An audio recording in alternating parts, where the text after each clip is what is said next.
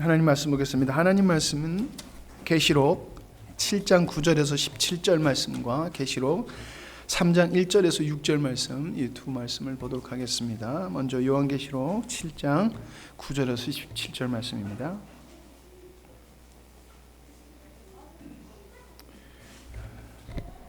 칠 7장 9절에서 17절 말씀 교독하도록 하겠습니다.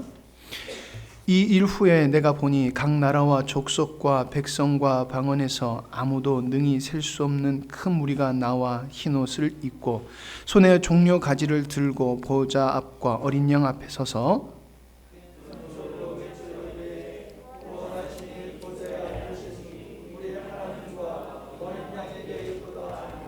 모든 천사가 보좌와 장로들과 내 생물의 주위에 서 있다가 보좌 앞에 엎드려 얼굴을 대고 하나님께 경배하며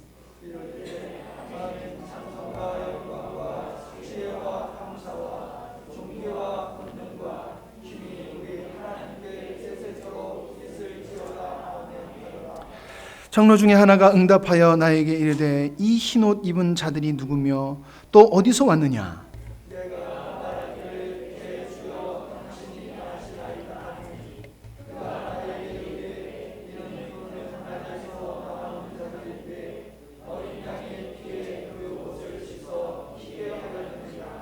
그러므로 그들이 하나님의 보좌 앞에 있고 또 그의 성전에서 밤낮 하나님을 섬기매 보좌에 앉으신 이가 그들 위에 장막을 치시리라.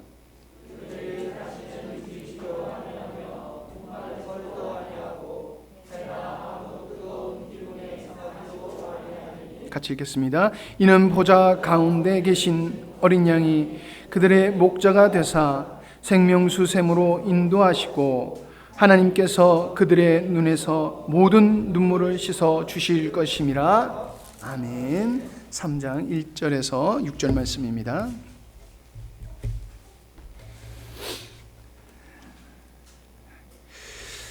교독하겠습니다. 사대교회 사자에게 편지하라. 하나님의 7영과 7뼈를 가지신 이가 이르시되 내가 내 행위를 아노니 내가 살았다 하는 이름을 가졌으나 죽은 자로다.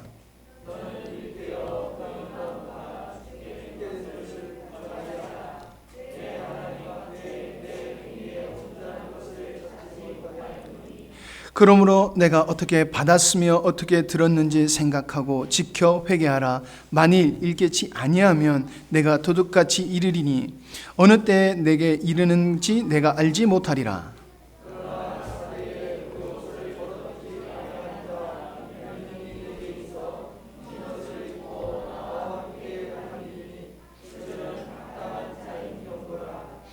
이기는 자는 이와 같이 흰 옷을 입을 것이요 내가 그 이름을 생명책에서 결코 지우지 아니하고 그 이름을 내 아버지 앞과 그의 천사들 앞에서 시인하리라.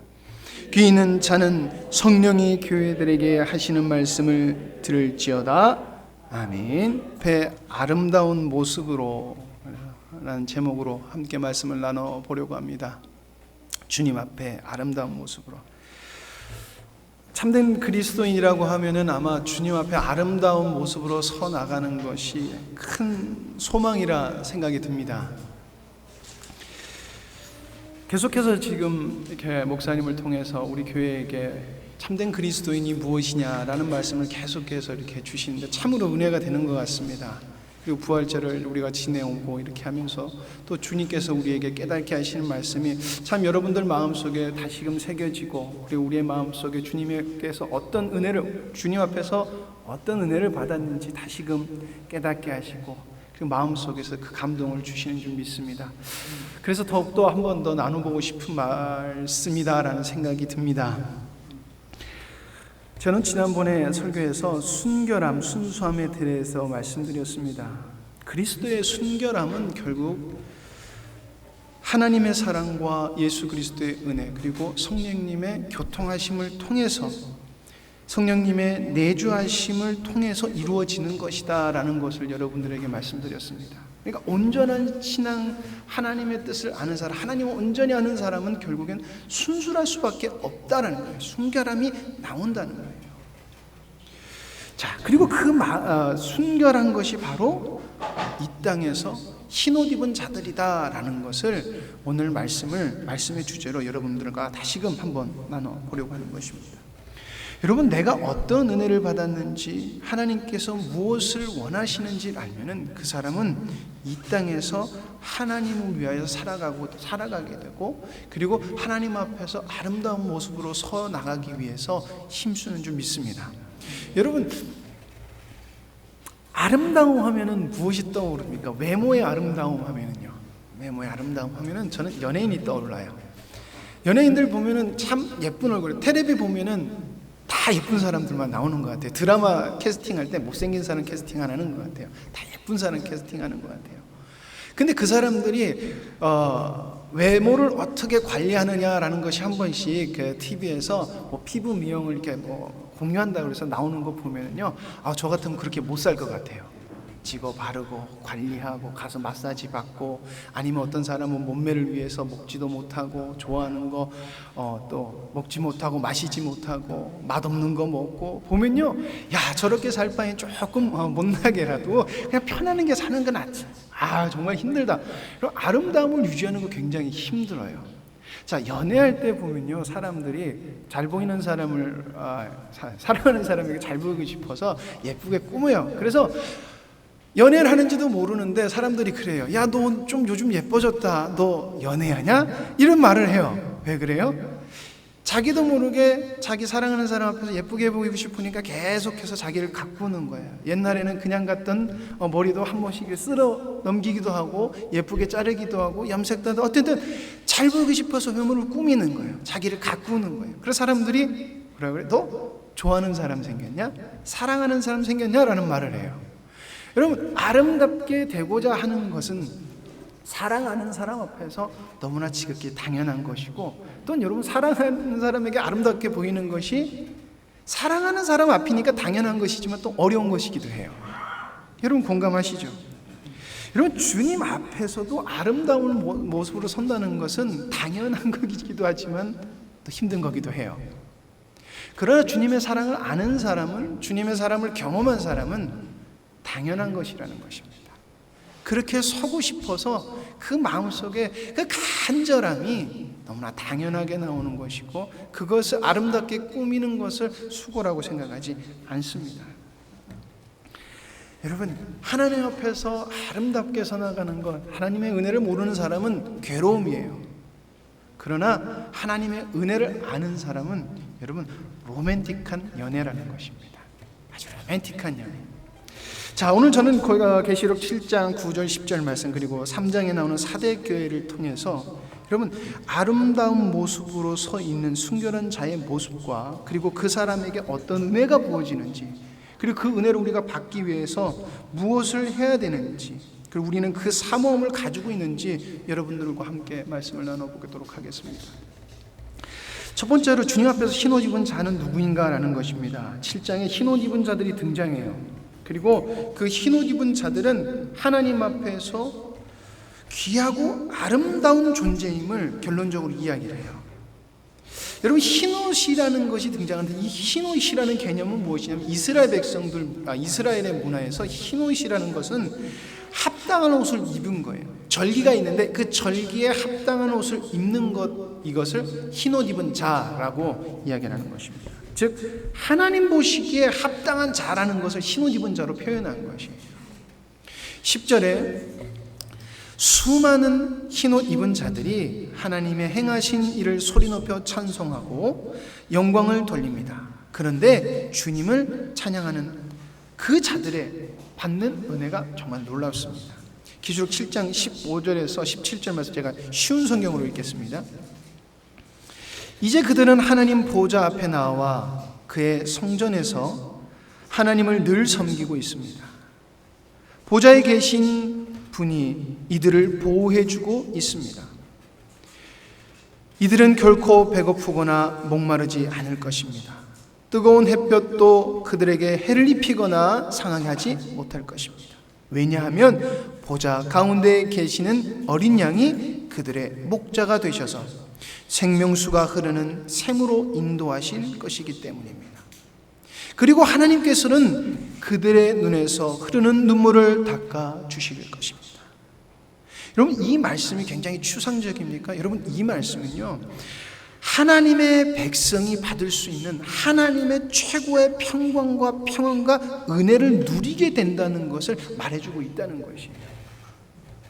흰옷 입은 자들이. 아마 참된 그리스도인이라고 하면은 이 은혜를 사모해야 되고 이 은혜를 사모할 것입니다.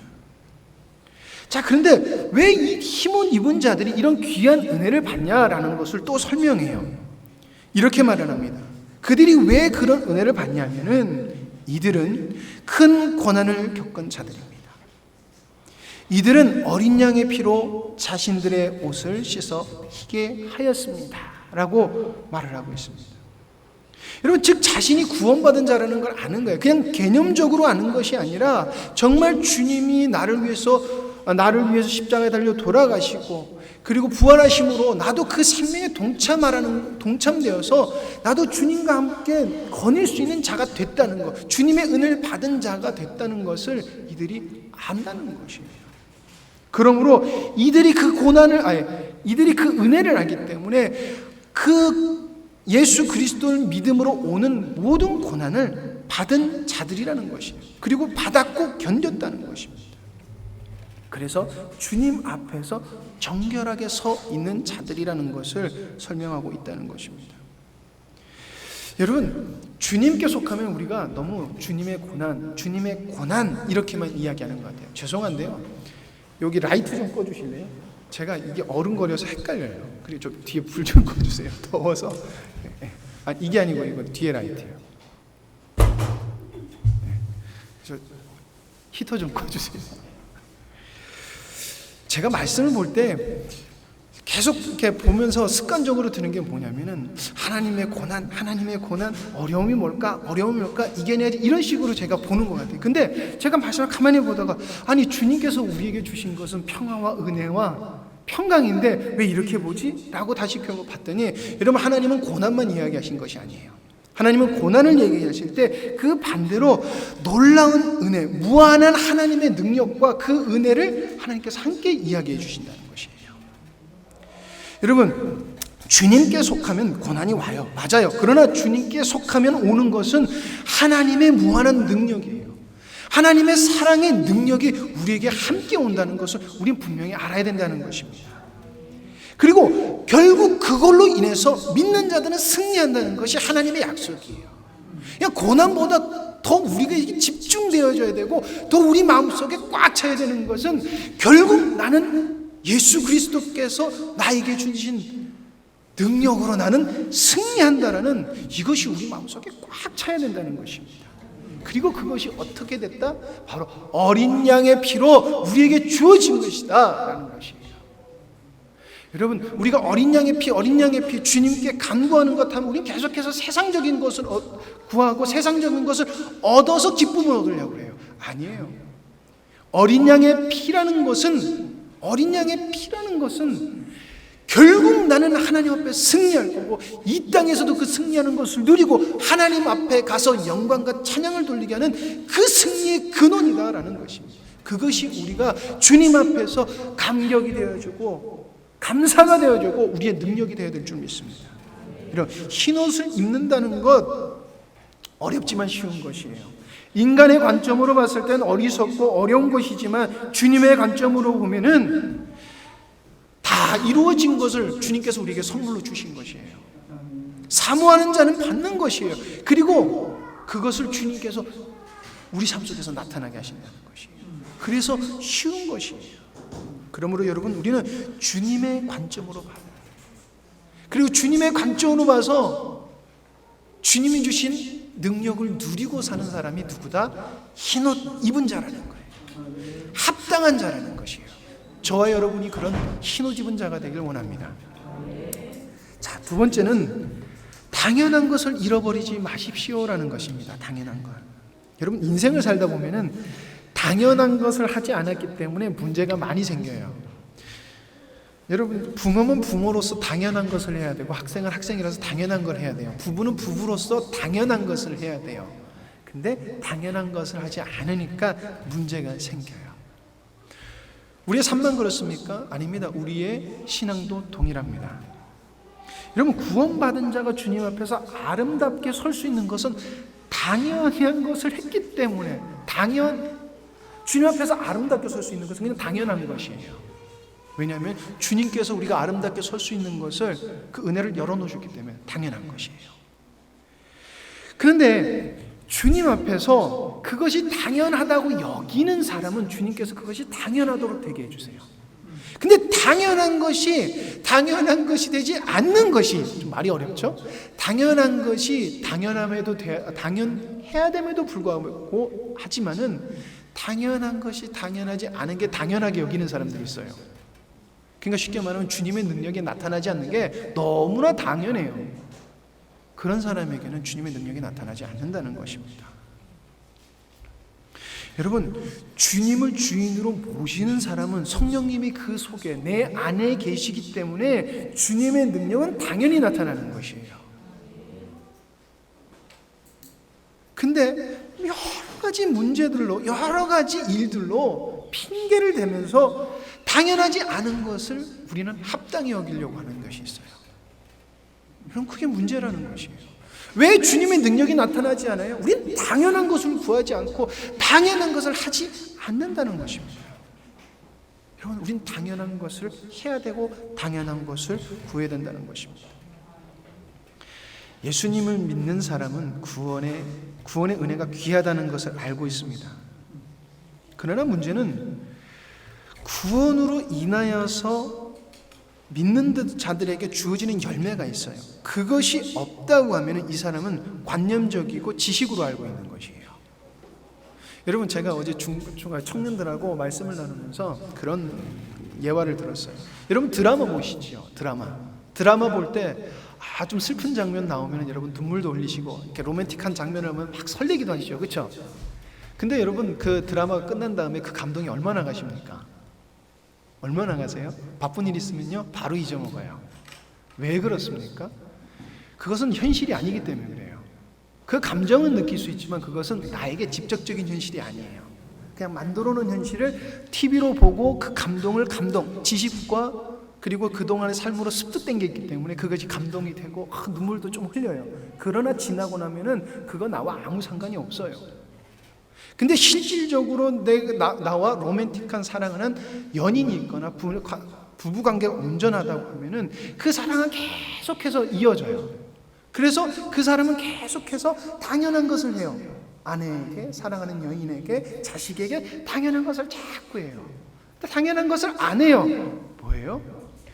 우리가 꼭 주님을 생각하고 주님을 경험할 때 드라마에 나오는 그 드라마의 장면 정도밖에 우리가 주님을 인식하지 못하고 있고 지식으로 그 정도밖에 보지 않는다라는 것을 우리가 중고등부랑 나눴어요. 여러분, 혹여나 우리가 그렇게 주님을 인식하고 있진 않아요? 그렇다면 우리 삶 속에서 절대 당연한 것이 나올 수 없다는 것입니다. 여러분, 구원받은 은혜, 그 은혜가 나와야 되는데도 불구하고 그것이 나오지 않는 것이 너무나 당연한 시대를 살아가는 것 같습니다. 그런 문제는 누구에게 있습니까? 저희들에게 있어요. 나에게 있지 주님께 있지 않아요. 주님은 모든 것을 완벽하게 이루어 놓으셨어요. 오늘 사대교회가 아마 어떻게 보면 지금 제가 말씀드린 이 모습이 잘 드러난다고 생각이 됩니다. 사대교회에 대한 평가는, 주님의 평가는 이렇습니다. 내가 살아있다는 이름을 가졌으나 죽은 자다라는 평가예요. 쉬운 성경으로 읽으면 내 행위를 알고 있다. 사람들은 내가 살아있다고 하나 사실은 죽은 자와 다름없다라는 거예요. 이런 평가를 내리신다는 거예요. 여러분, 참으로 충격적인 이야기예요. 쉽게 말하면 주님을 위해서 열심히 일하고 주님을 위해서 헌신하고 교회가 운영이 되어져서 보기에는 괜찮은 교회 같고 괜찮은 모습인 것 같아요. 사람들이 저 교회 괜찮은 것 같아라는 인정을 받는데 주님이 봤을 땐 너희들 아니야. 너희들 그런 모습 아니야. 죽은 거나 다름없어 라는 것을 한다는 거예요. 여러분, 지금 주님께서 무엇을 경고하시고 있을까요? 여러분, 착각에 대한 경고라는 거예요. 착각. 신앙은 반드시 열매가 나와야 돼요. 반드시 열매가 나와야 돼요. 근데 착각하고 있다는 거예요. 2절, 깨어라. 죽기 전에 아직 조금이라도 남아있는 힘이 있을 때 내 자신을 일으켜 세워라. 내 행동이 하나님 보시기에 선하지 않다라는 것입니다. 여러분, 왜 사대교회는 이런 모습이 되었을까? 왜? 그들은 자신이 어떤 은혜를 받았는지 잊어먹었기 때문에 그렇다는 것이에요. 그러기에 당연히 나와야 될 모습이 너희에게 없다라는 것이에요. 이것이 주님의 진단이에요. 그래서 3절에 이렇게 말씀하시는 것입니다. 내가 받은 것과 들은 것을 기억하며 뉘우치고 순종하라 라고 이야기하고 있어요. 내가 받은 것과 들은 것을 기억하며 뉘우쳐 순종하라. 회개하지 않고 내게 돌아오지 않으면 내가 도둑과 같이 너희에게 찾아갈 것이다. 내가 생각지도 못할 때 내게 갈 것이다 라고 경고하고 있습니다. 여러분, 이게 굉장히 충격적인 경고예요. 왜냐하면 주님께서 지금 소위 나는 믿는다, 예수님 믿는다라고 하는 자들에게 하시는 경고가 믿지 않는 자들에게 하는 경고가 동일한 경고를 하고 있다는 거예요. 여러분, 주님께서 오시는 것은 도둑같이 온다고 그러셨어요. 왜? 모르기 때문에 도둑같이 오는 거예요. 근데 믿는 자는 주님이 언제 오실지 모르죠, 당연히. 그러나 주님이 오시는 것이 도둑같이 오지 않아요. 여러분, 이것이 충격으로 다가와야 된다는 것이에요. 충격으로. 여러분, 흰옷이라는 것은 정결하다는 것을 의미합니다. 성경에서 정결한 옷이 더러워졌을 때 깨끗하게 하는 유일한 방법이 바로 예수 그리스도의 피다라고 말씀해 주고 있어요. 예수 그리스도의 피. 즉, 주님 앞에 아름답게 서기 위해서는 아름답게 선을 오직 유일한 길은 예수 그리스도밖에 없다는 것을 우리에게 말하는 거예요. 그것을 기억하고 너희들이 뉘우치고 말씀에 순종하라는 것입니다. 자, 그러면은 여러분, 더러워진 옷, 더러워지지 않았다는 것을 정확하게 더 짚고 넘어가도록 하겠습니다. 더러워졌다는 것, 믿는 자로서 당연히 살아야 될 삶을 사는 것이 아니라 이익이 있으면은 언제든지 주님 거부하는 게 쉬워요. 이익이 있으면 세상적인 방법을 가지고 교회에 들어오는 거 당연한 거예요. 이것이 선한 방법이든 선한 방법이 아니든 주님 앞에 물어보는 것이 아니라 세상 기준을 두고 보는 것이에요. 그러나 믿는 백성은 주님이 기준이 되어야 되는 것이에요. 어떤 이유가 있든지 어떤 상황이든지 주님이 이유가 돼야 돼요. 주님이 당연한 것이 돼야 돼요. 더러워지지 않는 자는 누구예요? 주님께 속함으로 당연히 받았기 때문에 그 어려움이든 고난이든 다 당연한 것이고, 그것을 이겨내는 것도 세상 방법이 아니고 내 힘도 아닌 오직 주님의 방법으로 서는 것이에요. 그게 바로 더러워지지 않은 자들이라는 것입니다. 여러분, 계속해서 우리가 나쁜 짓을 해야지, 나쁜 행동을 해야지 우리는 하나님 앞에 죄를 짓는다고 생각을 해요. 그러나 여러분, 하나님이 죄라고 보는 것은 당연한 것을 하지 않는 게 죄예요. 여러분, 하나님께서 아담에게 너 죄인이다라고 선포하셨을 때 아담이 나쁜 짓 했어요? 아담이 나쁜 짓 하지 않았어요. 살인하지 않았어요. 그가 하나님 앞에서 음탕하고 방탕하지도 않았어요. 술 먹고 담배 피고 우리가 생각하는 죄 이런 거 하지 않았어요. 뭐 했어요? 하나님 없어도 돼라는 그 결론 하나 딱 내리고 자기 마음대로 살았어요. 하나님으로 인하여서 하나님을 누리고 에덴 동산에서 하나님의 영광을 돌리고 하나님의 사랑과 하나님의 그 놀라우심을 누리고 살면 되는데 그것을 거절했어요. 여러분, 죄가 무엇인지 바르게 알아야 돼요. 죄가 무엇인지 우리가 뼈저리게 알아야 돼요. 그래야지 여러분, 우리 삶 속에서 당연한 것이 우리 삶 속에서 나올 수 있다는 것이, 죄에서 돌이킬 수 있다는 것이에요. 여러분, 우리가 어떻게 구원을 받았는지, 그 구원의 은혜로 어떤 은혜를 받았는지 여러분들, 우리가 사모해야 될 것은 이거예요. 우리가 계속해서 깨달아야 될 것은 이거라는 것이에요. 삶 속에서 발견되어져야 될 것이 이거라는 것이에요. 잊어서는 안 돼요. 내가 지금 교회에 좀 열심히 하고 있으니까 난 괜찮은 것 같아. 착각일 수 있다는 것이에요. 아니요, 선한 거지만 착각일 수 있다는 것을 기억해야 돼요. 여러분, 주님께 받은 것은 우리를 아름답게 합니다. 우리를 주님 보시기에 아름다운 모습으로 우리를 이끌어내가는 힘이 있습니다. 왜요? 그것은 주님께 오는 것이기 때문에 당연히 그렇게 이끌림을 받는다는 것입니다. 자, 그렇다면 세 번째로는 흰옷 입은 자들이 받는 귀한 약속을 나눠보도록 하겠습니다.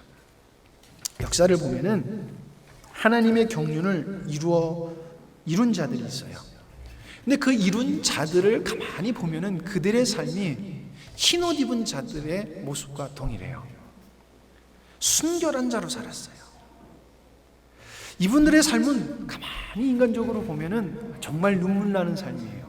고난과 역경의 연속이었어요. 근데 가만히 보면 그들의 삶은 하나님께 영광이 돌려지고 하나님의 역사를 이루는 삶이었어요. 그리고 그 길을 가만히 보면은 하나님의 은혜가 그들에게 있었다는 것입니다. 여러분, 그리스도인이 하나님께 가장 영광을 돌려드릴 수 있는 게 뭘까요? 하나님의 의도하신 그 의도를 이루어 드리는 게 가장 행복한 복이에요. 하나님께 드릴 수 있는 최고의 선물이에요. 근데 그게 누구로 인해서 가능하냐? 우리 주님 하나님의 은혜로 말미암아 가능하다라는 것입니다. 아까 제가 로맨스라고 그랬죠. 주님과의 사랑하는 그 사랑의 관계이기 때문에 여러분, 주님께 드리고 싶은 그 마음 얼마나 간절하겠어요. 근데 그것을 드린 것이 누구다? 주님의 말씀을 쫓아 주님의 뜻을 쫓아 산 자들. 그러므로 그들이 하나님의 역사를 이루어 나갔다는 것입니다. 계시록 3장에 흰옷 입은 자들, 이들은 주님께 아름다운 모습으로 서 있기를 사모하고 그리고 이 땅에서 고난을 당하는 것을 당연히 여긴 자들이에요.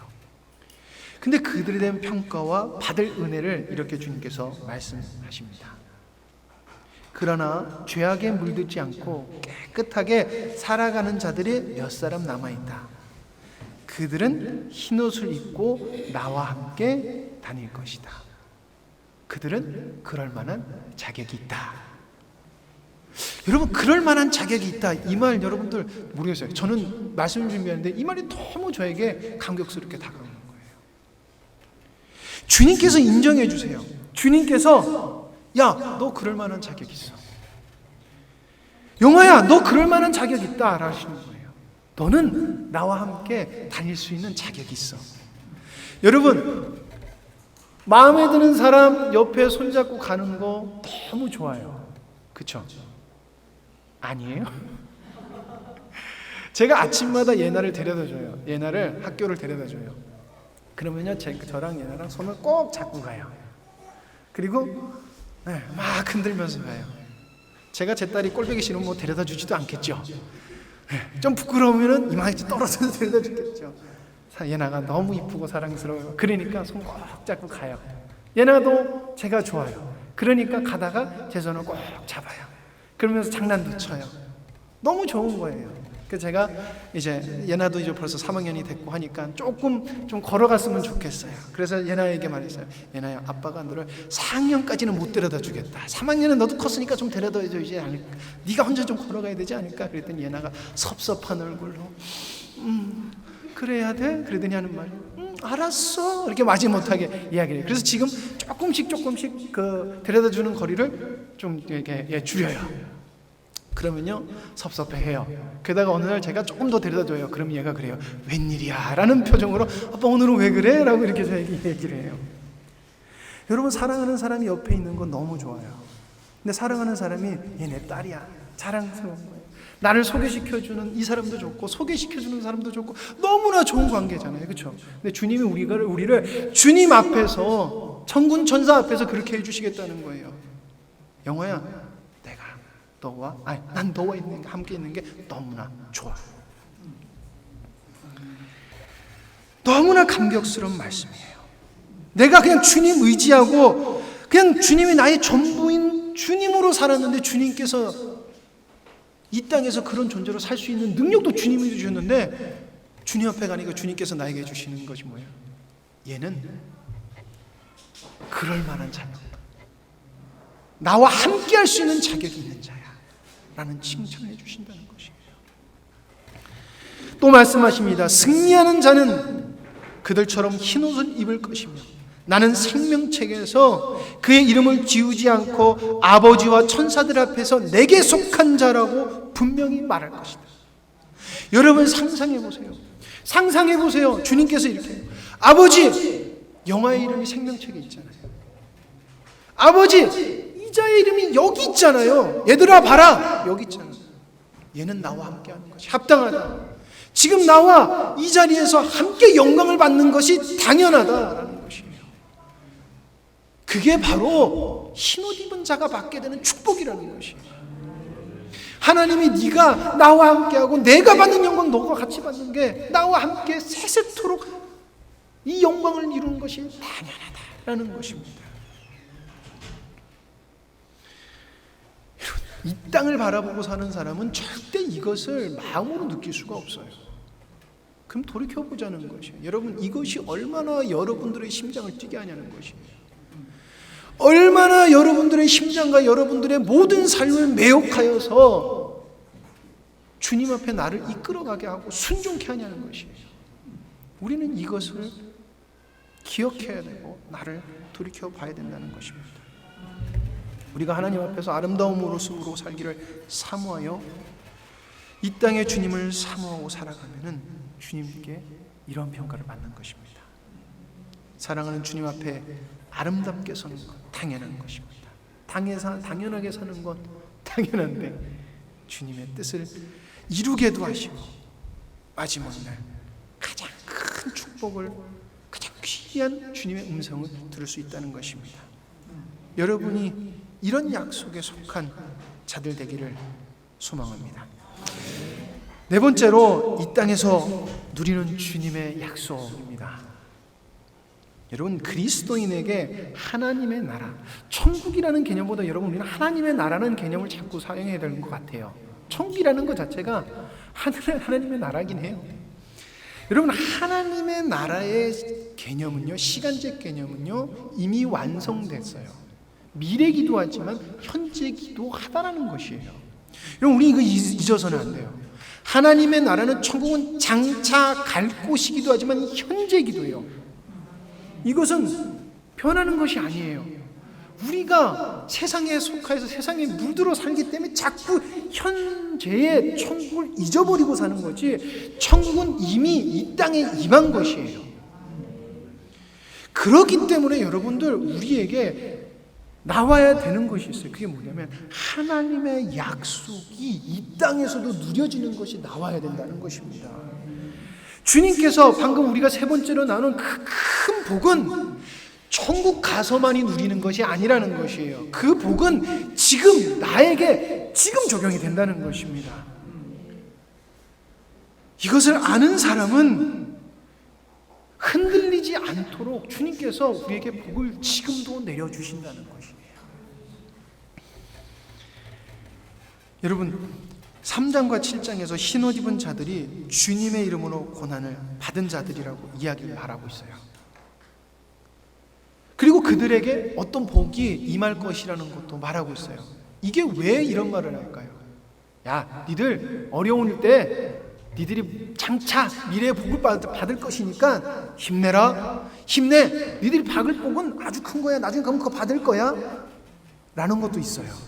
그러나 이것은요, 너희들이 받을 그 복이 지금 너희들에게도 임했고, 그 고난을 이겨낼 수 있는 능력을, 장차 받을 그 복을 지금 누림으로 넉넉하게 이겨낼 수 있다라는 것을 말씀해 주고 있다는 것이에요. 여러분, 주석을 잘 살펴보면요, 이런 미래의 말을 어떻게 해석을 하고 있냐면요, 미래에 받을 것을 그들이 마음속에 새기고 있도록 그들에게 이런 예언은 미래의 얘기이기 때문에 자꾸 미래를 생각하잖아요. 근데 그걸 왜 예언으로 하고 있냐면 그것이 지금 너희들에게 있는 것임을 기억하기 위해서 주님께서는 말씀해 주시고 있다는 것이에요. 구약에도 미래 예수 그리스도는 미래에 오실 분이었지만 현재 예수 그리스도가 됐었어야 돼요. 그런데 과거에 이스라엘 백성들은 현재 예수 그리스도가 되지 못했어요. 계속해서 미래에 장차 오셔서 이스라엘이라는 이 나라를 이 땅에서 회복시키고 강대국으로 만들어줄 인간적 메시아만 계속해서 보고 있었다는 것이에요. 예수님이 십자가에 달려 돌아가시고 부활하셨는데도 불구하고 제자들도 그 생각을 깨지 못했어요. 그러니까 어떻게 해요? 승리하지 못했다는 것이에요. 그러나 제자들, 믿는 자들이 승리했을 때가 언제예요? 현실이 됐을 때예요. 주님 우편에 앉아 계신 분, 어떻게 보면 지금 우리와 없잖아요. 그러나 나와 함께 하신 주님, 약속의 주님을 새긴 자들은 승리하고 이기고 주님의 뜻을 이루는, 하나님의 경륜을, 역사를 이루는 자들로 살았다는 것입니다. 그러므로 미래 이야기가 아니다. 지금 너의 이야기다. 내가 지금 너에게 해주는 약속이고 지금 네가 누릴 수 있는 은혜다라는 것입니다. 여러분, 사람이 성장하면서 성숙도 해야 돼요. 어렸을 때 어렸을 때 부모님을 기쁘게 해드리는 그 행동을요, 커서 그렇게 행동하면요, 부모님 마음이 깝깝해요. 제가 나이를 먹어서도 저러고 있으면 깝깝해요. 근데 성장한 성숙한 모습으로 부모님께 대하는 모습을, 성장하는 모습을 보면 부모님이 든든하고 기뻐요. 우리 주님도 마찬가지예요. 예수님 믿을 때는 주님을 잘 모르기 때문에 하나님 어렸을 때 모습으로 어떻게든지 하나님을 기뻐하세요. 그러나 시간이 지나면 우리는 성장해야 돼요. 그 성장이 뭐예요? 주님이 얼마나, 내 모습이 얼마나 당신 백성에게서 보이냐는 것이에요.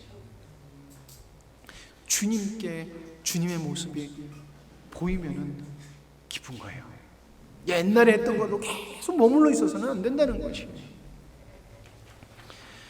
여러분, 우리가 주님이 주시는 은혜를 힘입고 날마다 그 힘 주시는 주님의 도우심으로 말미암아 우리는 성장해야 돼요.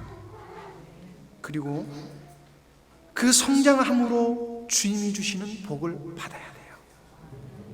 그러므로 주님이 주시는 능력으로 날마다 넉넉히 이기면서 주님이 주시는 그 약속을 이 땅에서도 누리고, 그리고 장차 주님을 만난 그날 더욱더 완벽한 그 주님의 은혜를 누려야 될 줄 믿습니다.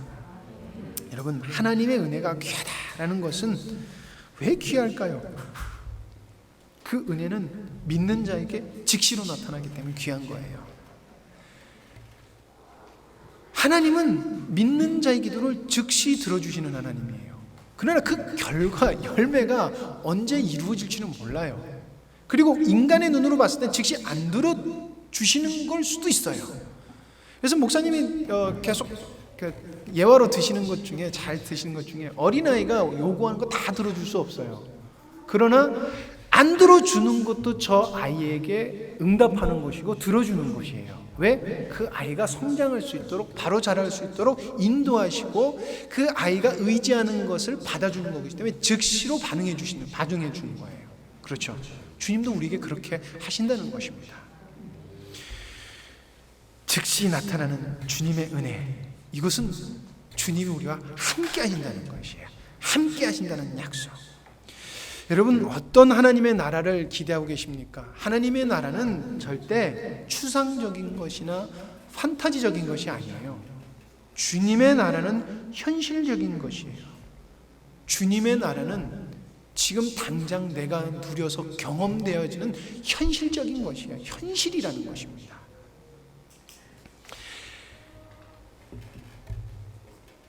하나님의 나라, 하나님 앞에서 주님으로 인하여 흰옷입고 영화롭게 되어서 하나님의 놀라운 위대하심을 찬양하는 것.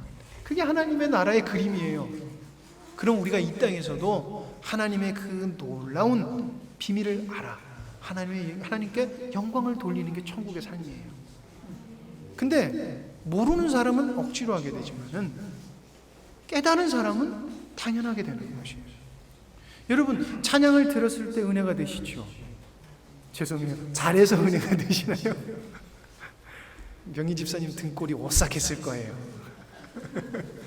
근데요, 정말 저희들 찬양이, 저희 교회 성가대 찬양이 은혜가 돼요. 이게 왜 그러냐면 가사를 들었을 때 그 가사를 여러분 찬양하시는 그 목소리와 그 찬양이 정말 은혜가 돼요. 왜 그럴까요? 은혜를 안다는 것이에요.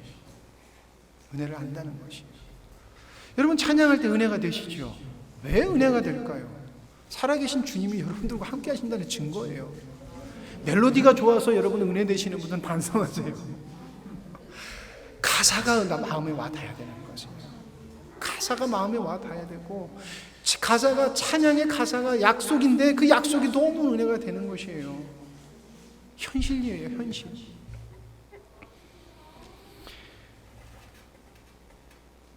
오늘 말씀에 찬양하는 흰옷 입은 자들이 그들의 삶을 살아가서도 천국의 삶을 누렸다는 것을 잊지 말아야 돼요. 그들이 고난받은 것은 고난이 아니라 천국의 삶을 산 것이에요. 왜냐하면 고난은 어떻게 적은 것이고, 인간의 눈으로서 큰 게 보이지만 고난은 적은 것이고, 그들이 누릴 수 있는 은혜는 최상의 은혜였기 때문에 그렇다는 것입니다. 여러분도 천국의 삶을 살고 싶으시죠? 그럼 여러분 낙심하지 말고 주님께 간구하세요. 낙심하지 않고 간구하면 주님께서 내가 응답할게, 내가 들어줄게. 이것이 뭐예요? 약속이에요. 하나님의 약속은 1.1획도 떨어지지 않아요. 그게 우리 주님의 본질이에요. 말씀을 마치고자 합니다. 기존에 내가 가지고 있는 물건보다 더 좋은 것을 경험하면요, 옛날의 것이 성에 안 차고 관심이 가지지가 않아요. 주님의 은혜가 얼마나 귀한 줄 알면요, 어떤 것도 비교할 수 없게 되는 것이에요. 당연한 것이에요. 그래서 세상을 버리게 되는 것이에요. 우리가 주님 앞에 아름답게 되려고 하면 나쁜 부분을 고쳐서 가려고 하는 것은 잘못된 거예요. 사랑하는 주님 안에 거하면은 불순물은 녹아서 없어지는 것이에요. 주님의 은혜를 깨닫는 것이 가장 확실한 방법이에요. 그래서 주님 사랑 안에 늘 거하는 것이 이런 아름답게 서나갈 수 있는 방법입니다. 사대교회가 주님께 받은 것을 놓쳤을 때 그들에게 주님께서는 책망도 하셨지만은, 주님은 당신의 은혜가 얼마나 귀한지, 너희들이 어떻게 은혜를 받았는지, 그리고 그것을 너희들이 다시금 깨달아 뉘우쳤을 때 다시금 아름다워질 수 있다는 처방까지 해주셨어요. 그리고 주님께서 주시는 은혜를 입을 수 있다는 말씀을 처방을 해주셨습니다. 돌아오라는 것입니다. 여러분, 주님께 푹 빠져 사시기 원합니다. 그러면 당연히 아름다워질 것입니다. 약속입니다. 여러분들 스스로를 믿지 마시길 바랍니다. 저도 제 스스로를 믿지 않습니다. 그래서 저는 우리 중구둥구나 제 아내한테도 그래요. 나는 당신을 믿지 않습니다. 어떤 실망을 나에게 안겨줄 줄 믿습니다. 말씀을 듣고 있을 텐데. 근데 그렇게 얘기해요. 그러나 주님 안에 있는 당신을 믿습니다 라는 것입니다. 전 제 안에 믿지 않아요. 제 안에 되게 정직하고 바른 사람이에요. 보면 볼수록 참 정직하고 바른 사람이에요. 근데 그 바른 사람을 제가 믿지 않는다고 해요. 왜요? 그 사람 모습이 실망스러워서? 아니에요. 인간은 그런 존재라는 것입니다. 그렇기 때문에 여보, 당신도 나 믿지 마. 그러나 주님 안에 있는 나, 주님 안에 거하는 나는 믿어도 돼. 왜냐하면 그 믿음의 근원은 내가 아니라 주님이니까. 그러니까 여러분들도 여러분들을 믿지 마십시오. 주님 안에 있는 나, 그리고 그 안에 계시는 주님을 믿으시기 바랍니다. 그러면 여러분들 모습 속에서 아름다움이 나올 수밖에 없어요. 그리고 정말 주님 보시기에도 아름다운 모습으로 우리가 주님 가시는 그날까지 주님께 찬양과 영광을 돌릴 수 있는 삶을 살 줄 믿습니다. 기도하시겠습니다. 아버지 하나님, 정말 주님의 그 은혜에 매혹되어 주님의 사랑에 매혹되어 아버지 하루하루를 살아가기를 간절히 소망합니다. 아버지, 나의 삶에 그런 주님이 발견되게 하여 주시옵고, 그러므로 말미암아 저희들이 이 땅에서 주님께 온전한 아름다운 찬양을 드리고 주님 앞에 갔을 때 주님께 찬양 드림을, 그 기쁨을 온전히 누리고, 또한 그 찬양을 받으시는 주님께서 그 받으시는 영광을 함께 누릴 수 있는 자격이 있는 사람이 바로 너다라는 그 은혜의 복을 저희들이 하나님 이 땅에서도 그리고 장차 가서도 누릴 줄 믿습니다. 사모하고 낙심치 않는 자에게는 주님께서 분명히 그렇게 해주시겠다 약속하셨사오니 오늘도 믿고 하나님 주님 앞에 나아갑니다. 주님 은혜 내려줄 줄 믿습니다. 모든 것을 주님께 맡기며 예수님의 이름으로 기도드립니다. 아멘. 오직 주의 사랑에